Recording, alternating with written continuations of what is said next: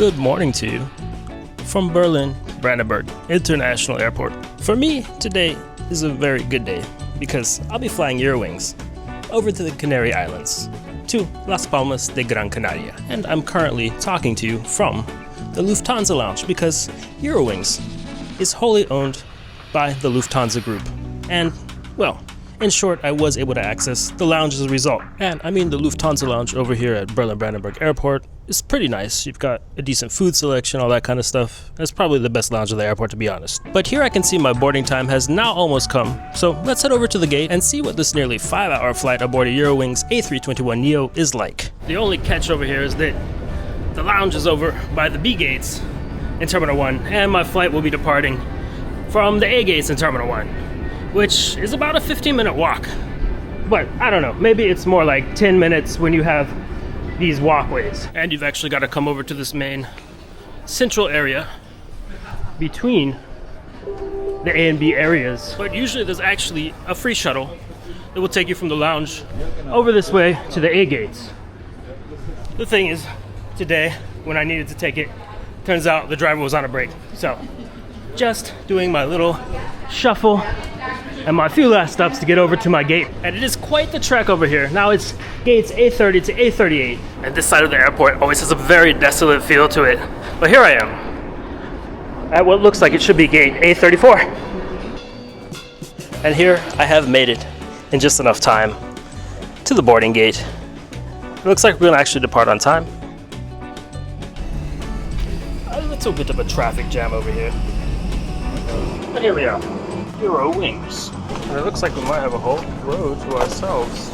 And boarding was pretty excruciatingly slow, but I've made it back to row 32 in my lovely middle seat, aka probably the worst seat on this airplane. But yeah, boarding was so slow, in fact, that we're actually delayed about 15 minutes in departure. So we'll see if that turns into more of a delay or not. But regardless, on time is not in the Eurowings departure vocabulary, for today at least. In terms of comfort, space, or really anything similar to that, well, basically it just doesn't exist on this airplane, especially not back here. But the biggest issue I've encountered so far is the fact that there are no nets to hold anything, so if you've got stuff down, you've got to hold it on your lap. But we've gotten to pushing back, well, actually pretty quick, a whole lot faster than boarding. Right now we're only like 10 minutes delayed, so actually maybe, just maybe, we'll at least have an on-time arrival. So here we are, almost to our final takeoff runway. And wow, look at that atypical German weather. It's very pretty out there today. There's not even a cloud in the sky that I can see. But yeah, this Lufthansa group-owned low-cost carrier, is it worth flying or not? Once we're in there, we'll get to the bottom of that question. And today you can see over here, this is the southernmost, or really just the south runway over here at BER. So we will be taking off to the east today. Los gates, or perhaps better said, vámonos!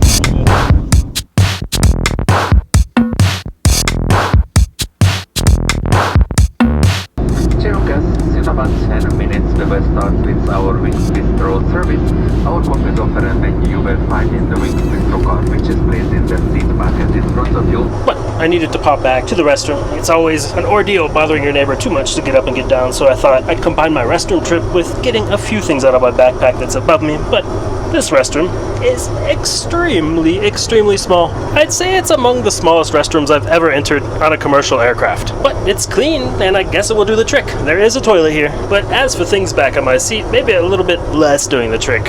You know, this is what it's looking like. Essentially, legroom and all that kind of stuff is on par, if not even perhaps a bit worse than what you'd find on other low-cost carriers like, you know, Ryanair, EasyJet, that beloved group of airlines that often do have very cheap fares. And in the true spirit of the modern low-cost carrier business model, every single thing, including even just a sip of water, is paid. So either set aside quite a bit of money or bring your own snacks and drinks. I went for a nice selection of, well, nuts and raisins, which in German is affectionately referred to as Studentenfutter or student feed, like feed for the animals, and some dark chocolate.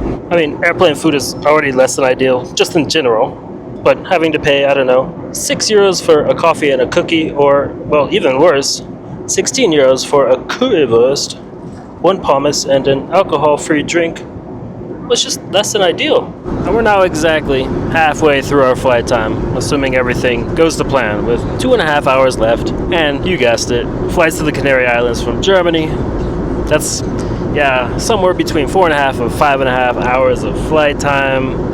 This is the long flight, and there are almost no wide-body aircraft operating these routes, so you're pretty much stuck in something like this, an A320, A319, A321, this is A321neo, or Boeing 737. But considering that this is a low-cost carrier with, yeah, no frills, an in-flight experience with just the bare bones, and you pay for everything else, and comfort is not necessarily the focus, but there is one huge positive that I've got to point out. And yeah, you can find this on a few other low-cost carriers as well, but on this airplane, there are no seat recline buttons. So while the seats aren't exactly the most comfortable in the world, and yeah, the legroom does suck and all that kind of stuff, nobody can recline into your lap here. So in my view, that is one of the biggest issues of packed economy class flights solved. So as the flight went on, we flew all the way over the length of France, then crossing the Iberian Peninsula with some pretty stunning views of both Spain and Portugal. But now, we're just over the Atlantic Ocean, a little bit less than an hour away from Las Palmas. So after sitting in this seat for over 4 hours, we have started our descent. And I can definitely say that I would consider flying Eurowings again, and perhaps recommend them to others as well. But there's a very important reason behind that.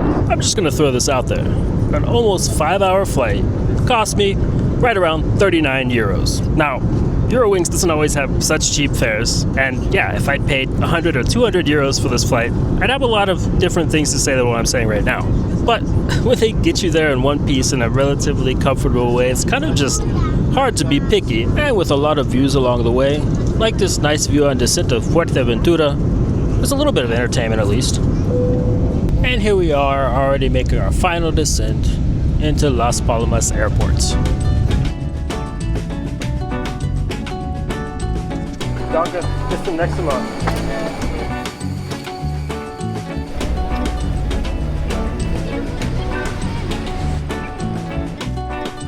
And I mean, Eurowings got me back over here for my 5th time in the Canary Islands. So if you like this video, make sure to give it a like, subscribe to my channel, and I'll see you all in the next one.